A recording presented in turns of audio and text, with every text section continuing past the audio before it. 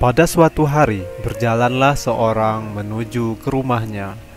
Pada hari itu juga cuaca sangat terik dan panas, tidak seperti biasanya. Sambil melihat kanan dan kiri, beliau mencari sesuatu yang bisa untuk dipakai. Namun langkahnya terhenti ketika melihat tong sampah yang ada di depan.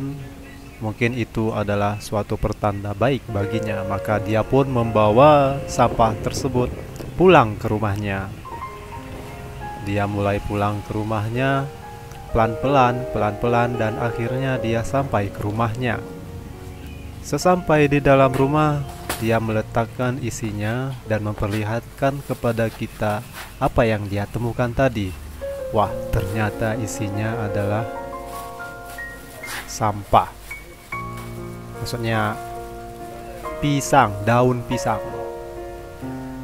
Beliau hendak mencoba memproses daun pisang ini menjadi kue yang enak dimakan, tapi bukan untuk makanan manusia, melainkan makanan tumbuh-tumbuhan.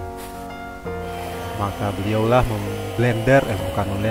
memixer bahan-bahan tersebut sehingga termix dan tercampur merata seperti adonan kue.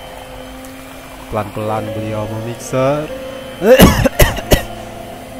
Pelan-pelan dia memixer sampai lunak sehingga berbentuk seperti adonan kue tar atau kue pie.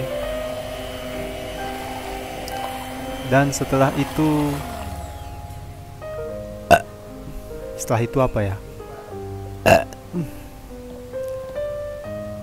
Dan setelah itu apa namanya itu, dia mencicipi adonan kuehnya, bahwa sudahkah enak?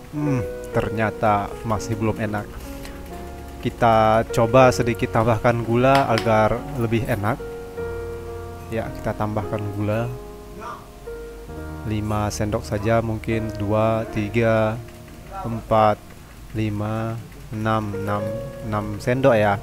Habis itu beliau mulai memblender, mulai memixer kembali adonan sampah tersebut. Ya.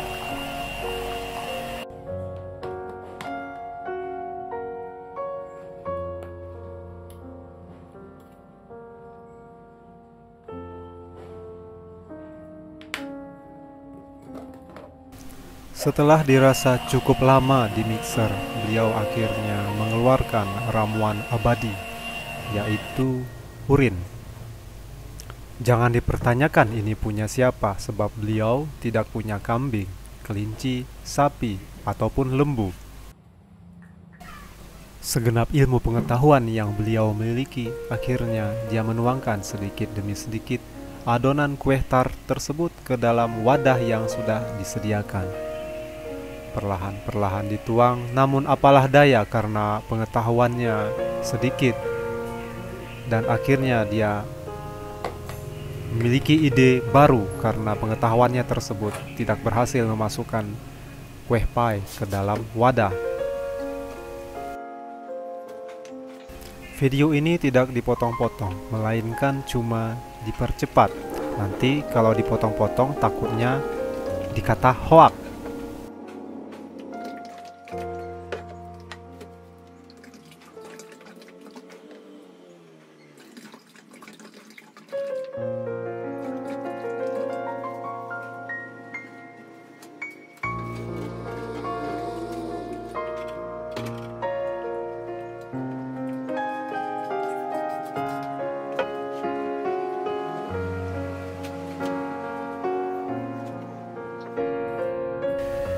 Setelah adonan kue pie tersebut masuk ke dalam wadah, kini giliran ramuan abadi kedua, yaitu ada air leri dan air kelapa. Ini adalah ramuan abadi yang kedua yang telah dikumpulkan selama puluhan ribu tahun lamanya.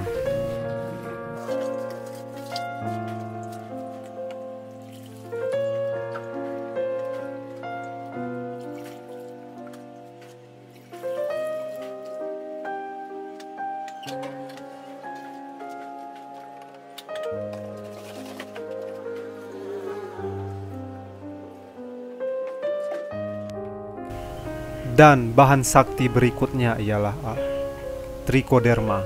Untuk mendapatkan trichoderma, beliau bertapa selama 7 hari 7 malam tanpa makan dan minum. Lalu turunlah sebongkah cahaya yang bertuliskan Primasit dengan merek dagang Trichoge. Dan bahan ini pun kita masukkan ke dalam wadah dan ditutup rapat bersama 2 bahan sebelumnya, yaitu bahan yang pertama ialah sampah dari pisang, dan yang kedua ialah air mujarab, air kelapa, dan air leri. Dan yang ketiga itu adalah trichoderma. Kita simpan selama minimal 2 minggu, lebih lama lebih bagus. Untuk cara aplikasinya, kita lakukan pengocoran saja. Kalau dispray, takutnya trichodermanya akan membakar daun daripada tanaman kita. Untuk aplikasi kocor, diusahakan sore hari, karena kalau di pagi hari takutnya trichoderma akan mati setelah tengah matahari atau bayangan di atas kepala. Aplikasi di sore hari dengan dosis disesuaikan dengan alat ukur TDS meter atau ppm meter. Tanda-tanda penempahan bahan yang sakti ini telah berhasil ialah sebagai berikut. A few moments later. Baunya sudah menyerupai bau got, bau sepsi tank, bau kamar mandi, dan bau kloset.